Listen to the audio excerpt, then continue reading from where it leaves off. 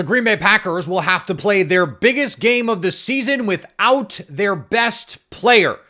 But the man who wrote the book on modern defense says the Green Bay Packers will be just fine without Micah Parsons.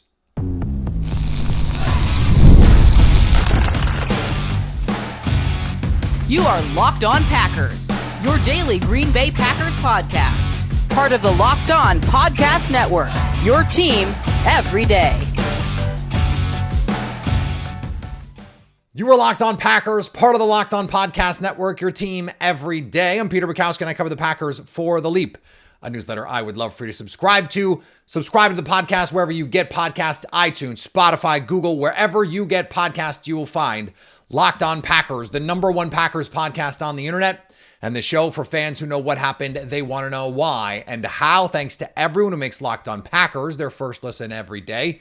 We hope you like starting your day with us as much as we like starting our day with you as part of the Locked On Podcast Network, the number one sports podcast network. Today's episode is brought to you by Game Time. Download the Game Time app, create an account, and use code LOCKEDONNFL for $20 off your first purchase. Cody Alexander from Match Quarters, who I think is the best guy going, explaining, breaking down, analyzing modern defense. He literally wrote the book on modern defense. He joins us today. Whenever we want to talk defense, we talk to him about why he thinks this defense is going to be just fine, what adjustments he thinks Jeff Hafley is going to make, and the evolution of this defense moving forward. He hints that there's a chance he thinks it could be even better than it had been with Micah Parsons. Before we get to that, though, just want to give you a quick injury update here because we already have the injury information. Normally on a Friday show, we're waiting on it because it's a Saturday game. Already done. So Rome Odunze and Luther Burden, the top two receivers in this Bears offense, are out.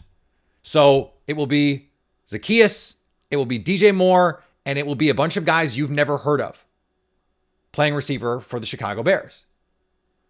That's tough. If you're the Packers, that makes it all the more important that you stop the run. Well, Evan Williams was a DNP all week, and he said on the record, he thought it would be hard for him to play having not practiced. Because he's the kind of guy that needs the reps, wants to feel like he knows that his body's going to be able to do what it needs it to do in the game. I would not expect to see Evan Williams. I would expect to see Javon Bullard at safety. I would expect to see Nate Hobbs in the slot. I don't know how that's going to change their coverage structure. I don't know how, like I said, I thought the Packers were going to play a lot of cover two over the course of the final 3 weeks and into the playoffs. But in this game, is that really what you want to do against this run defense? And then if that means Javon Bullard is in the slot more, how does that affect the rest of the structure here? That's an interesting one. Zach Tom, DNP all week. I think there's a greater chance that he would play than Evan Williams would play, just because I think an offensive lineman can manage those sorts of injuries. But in both cases, you've got guys that you feel like you can put out there and make it work, whether it's Jordan Morgan at right tackle or Darian Kennard, and you've got Jordan Morgan as the sixth offensive lineman. Now, Christian Watson was limited all week. He was all smiles with reporters yesterday. So it seems like he's trending in the right direction. Josh Jacobs, the DNP all week, dealing with stiffness, dealing with fluid. Ian Rappaport on NFL Network yesterday intimated that it seemed like that was going to be a positive outcome for the Packers, that Jacobs was going to at least try to give it a go. Maybe that's a true game time decision. Maybe it's going to be like how Jacobs feels when he wakes up on Saturday. Both teams are dealing with it. And for me, as we just get to the crux of this, if the Packers can protect Jordan Love, he can score enough points. If they can protect Jordan Love, he's going to make enough plays. They're not going to turn the ball over a bunch. And I think that they can continue what they did the last time these two teams played, even when Jordan Love was hitting incompletions, there are guys open every play. They saw the concepts that work. They're going to look at the tape and go, this stuff is open all game long. I think the Packers offense is going to be able to carry them in this one. So can the defense do enough? Can the defense do enough? Can you get one stop here in the red zone? Can you get one critical fourth down stop here, which is a de facto turnover? Can you force a turnover? Can you grab a fumble on a key drive? This is going to be a nip and tuck game. I do think the Packers are going to win it. I just think they're a better team. And It's going to be close. It's going to be gut-wrenching. It's not going to be that cold. I think that actually plays into the Packers' favor in some way. And I think these receiver injuries are huge for the Bears.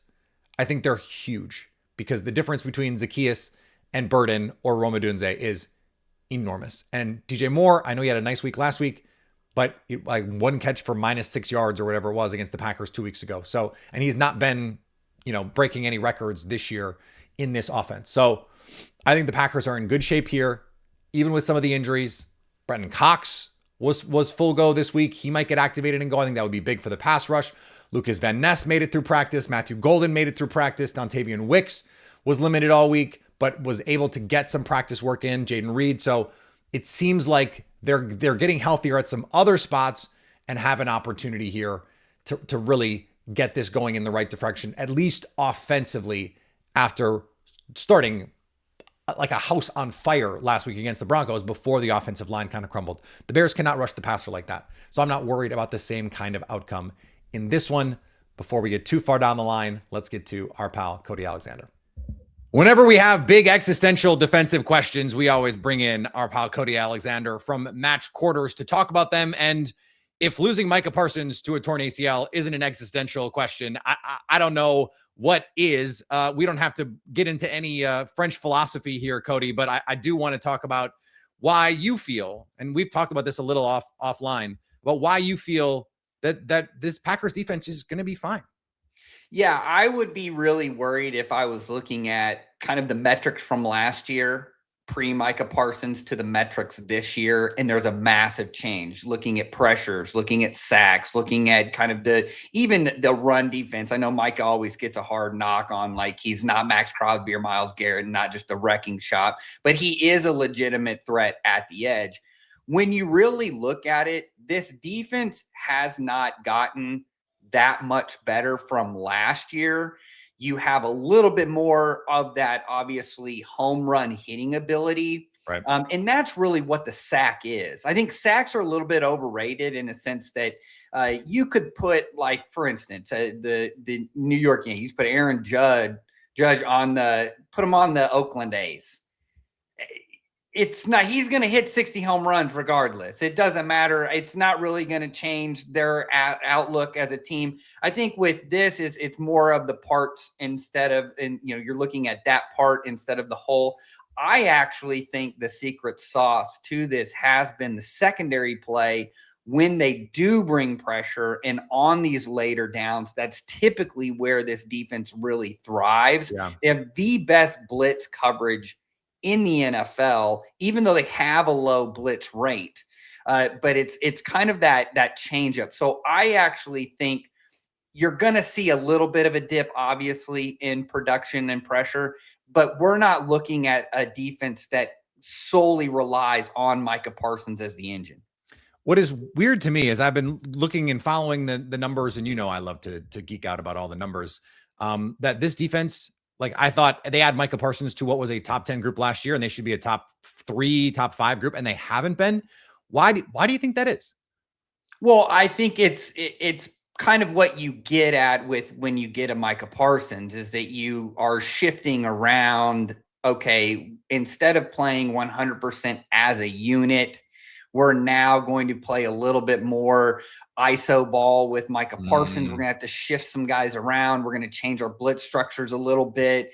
I think, too, just the way that the secondary play is, linebackers moving around, personnel usage is all going to change because you're really trying to get Micah Parsons in there. I think, too, the other thing that people forget is that he's not a DB or a linebacker, so he's not going to play 100% of the snaps. He's going to have a certain, best way to put it is like a pitch count.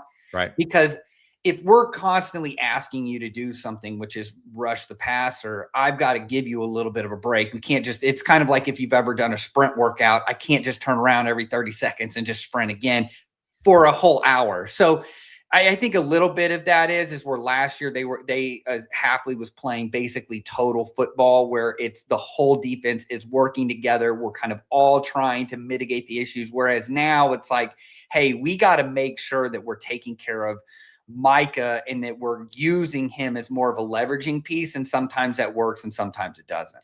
It sounds like it is the defensive version of the kind of offense Matt LaFleur seems to intentionally not want to play, where everything is being funneled through one guy. And Matt LaFleur seems to believe that is the preferential way to play offense. So that makes the that a little paradoxical, I think, in terms of philosophical approach. But if you're going to say, okay, no Micah Parsons, they spent 8 months planning for a defense without Micah Parsons. So as a coach, Cody, like, can Jeff Hafley just say, let's dust off some of these, all the stuff we worked all spring and all summer, probably a lot more of the simulated pressures, probably a lot more cover two, which is what we saw them do last year, and just say, let's go? I mean, is it that easy? Yes. And the reason why, really, to be honest with you, a lot of times in these situations, the simplest answer really is the best answer. So that razor, that way of looking at things, like that really is true in this sport. Defensive philosophy. Right. And so, I mean, I think really, if you look, the framework is already there. In fact, if you go look, and because I've been working on a project here and looking at, okay, what it looks like when he's not on the field. So what does that look like? There are times when the Packers are without Micah Parsons, they bring back the 2024 blitz patterns and the coverage aspects. And now we get Walker in there. Now we get Cooper involved in more of these blitz structures. I think that's what I was talking about in kind of that first segment there of when you have a guy like Micah Parsons, you use Micah Parsons. Right. It's kind of the old Fangio deal when he was with the Broncos. It's like, don't be an asshole and drop Von Miller into coverage all the time, right? It's like, no, we're going to use him. Yeah. So it's like with Micah, it's the same thing. You have the framework in place. There's actual plays that you already have of, I've told you multiple times. I mean, Hafley loved that internal simulated pressure where they just sent Walker through the A gap. You kind of manufactured that one-on-one with the running back. You drop some of these edges. Now we play Tampa 2. And where does the ball go? It goes really low in the zone eyes, go and be attacking. Because that's the other thing that this team does really well is they tackle really well. And so I think, to me, the pivot is already there. And that's why I was telling you, I'm not panicked at all. I don't think that it's an issue. I would actually be a little bit more worried with the offense, with the Watson issue, because now you don't have that top breaker. That, to me, is a little bit more of a bigger of a deal because it kind of compresses the field for the Packers. Whereas this, look, don't get me wrong, because I know there's somebody sitting there who's like, yeah, this is freaking Micah Parsons that you're losing. I mean, yes, I understand that. I totally understand that. But I think if you look big picture, your production there was already not super high. So what, you go from 15th in pressure rate to 17th or 18th. That's not really that much of a dip. You're back where you were last year. So and last year, you just mentioned last year was a top 10 unit. Right. This year has not been that way, but I think it's more or less they've gone from home runs. I think also to turnover situation last year. I mean, McKinney looked like he was going to break the record there for a while. Those are volatile stats, and those actually add to most of the top 10 defenses in the NFL. Very few of them are going to sit there and be like, we didn't get any turnovers. I think that would be the thing. So that's a volatile stat. I think also to understanding too, from a defensive perspective, sacks are a little bit overrated. I think that as a whole, I'm not as concerned about it. All right, we got a lot to get to with Cody Alexander. We'll get to a lot more here on why he thinks this Packers defense is going to be okay. That's next. The World Cup is coming back to North America for the first time since 1994. And with 48 teams for the first time ever, it's going to be massive. But let's be honest, getting tickets is usually the hardest part. That's why the Game Time app is clutch for you, finally giving fans a real advantage when it comes to snagging seats. With Game Time, you can track prices that drop in real time, get alerts when great seats open up, buy tickets the moment they hit the app. It puts the power back in your hands and makes going to the World Cup realistic instead of, impossible.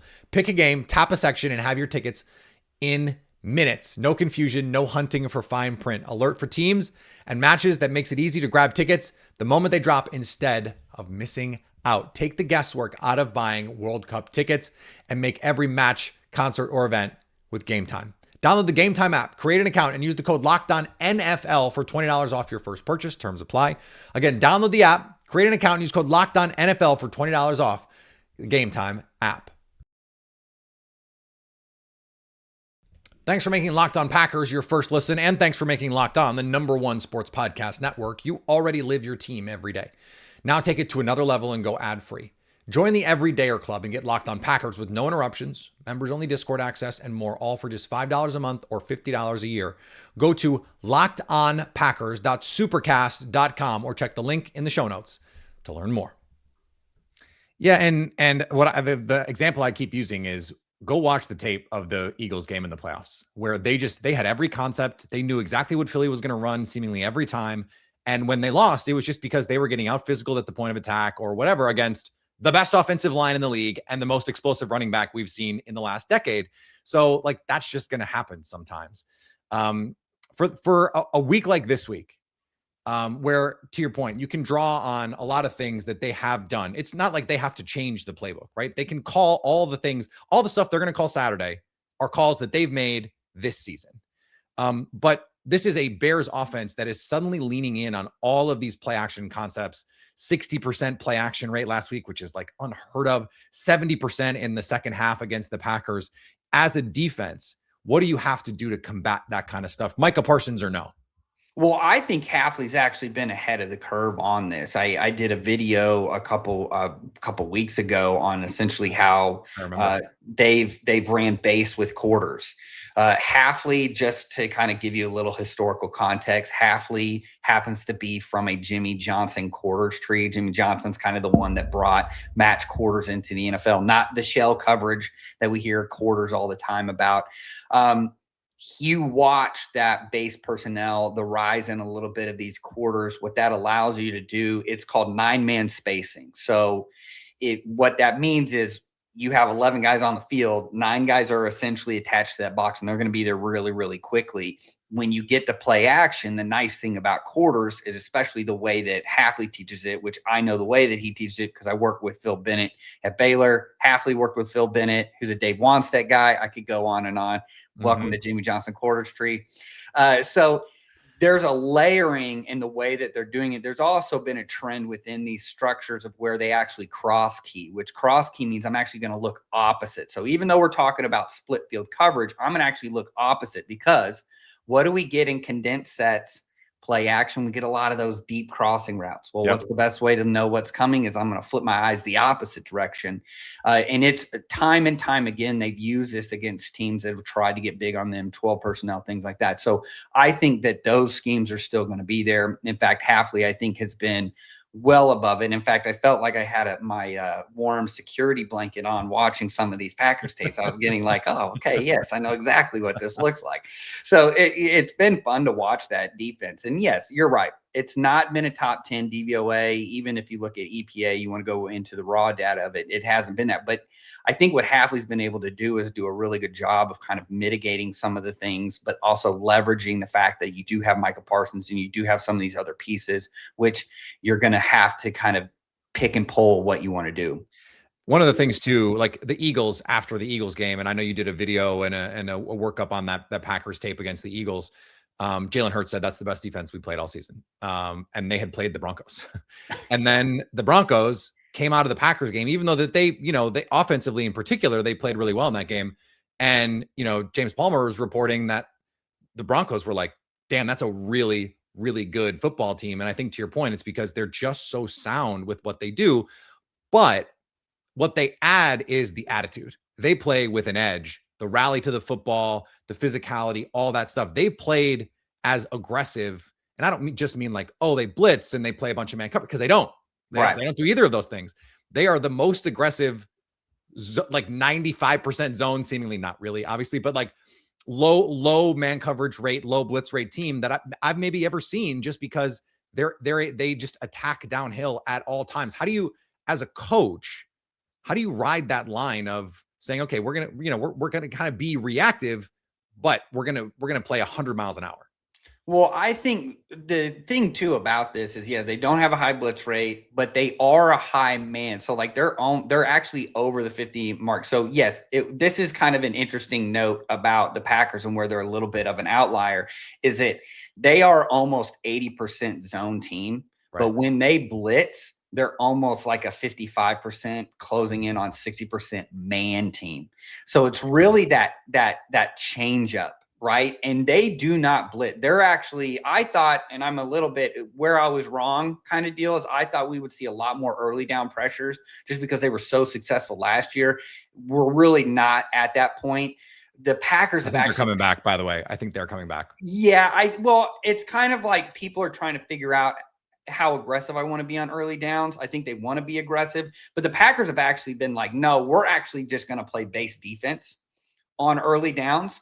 And then we're going to ramp it up on those kind of second and medium, those I got to win it downs. And that's where I think Hafley has that preternatural ability of knowing right when he reminds me a lot of Spags, where Spags knows just the exact spot to send that, that corner on a blitz, punch through that B gap, blitz right at the right time. Whereas Hafley's like, I'm going to switch from man to zone right now. And it hits up because their zone pressures are the best. It's not even close. Before the Broncos, they were actually under 2 yards of average depth for a catch when they were in these zone pressures. So you're talking about truly making every quarterback a check down Charlie in these zone pressures.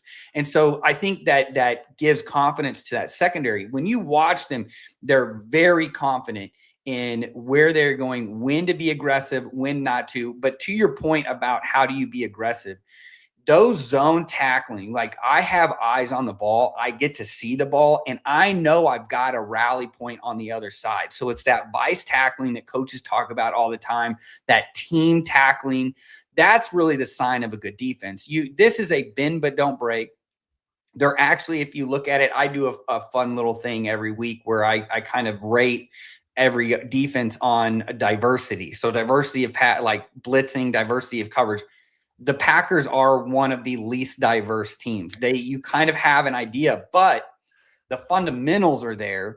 And you have a game wrecker like Parsons, but you also have people in certain places that are going to be in the right place. I think Xavier McKinney, by the way, is one of the best post safeties. Him and Kirby Joseph, who happen to be in the same division. Those two guys, you put them in the post, it's going to be really, really difficult to throw downfield. He made a great play even against the Denver on some things coming from the post. So I think interception on one of those plays. Right. Yes. So all of those aspects, I think, work together, and they really use blitzing more as kind of that change up, that kind of, I'm really going to twist the knife here. I'm going to get you in a situation, and then I'm going to dictate that. So when Hafley knows he can dictate, that's really where the Packers really stand out to me.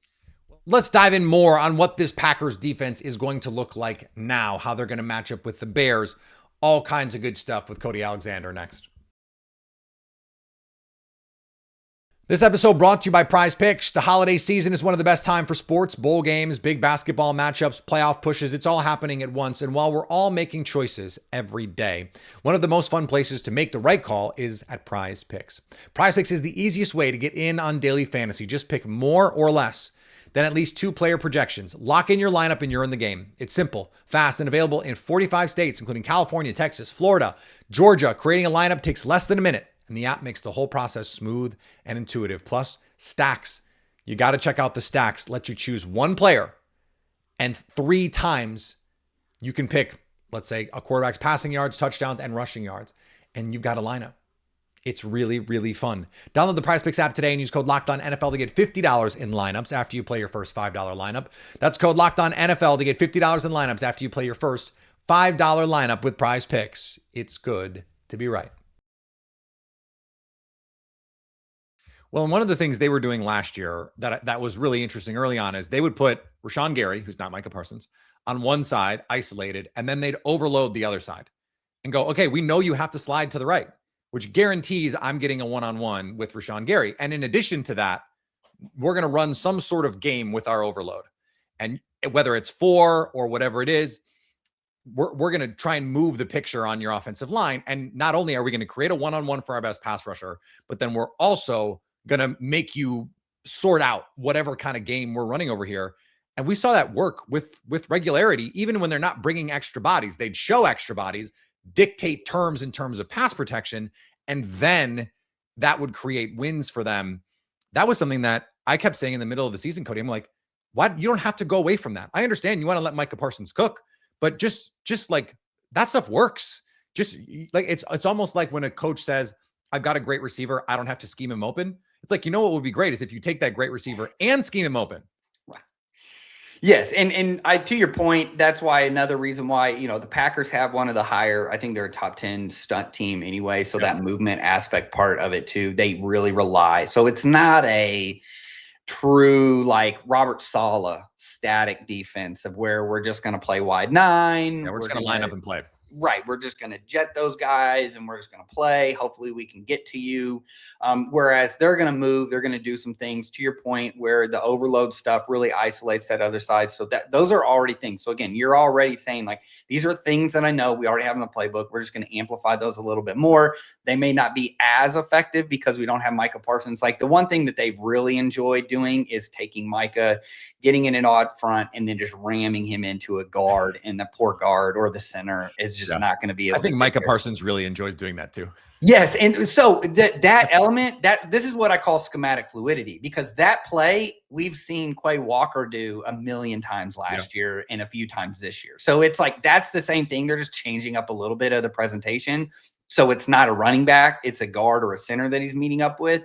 So to me, it's like you have that ability already in there. It's just kind of more of a tweak, but I do agree with you.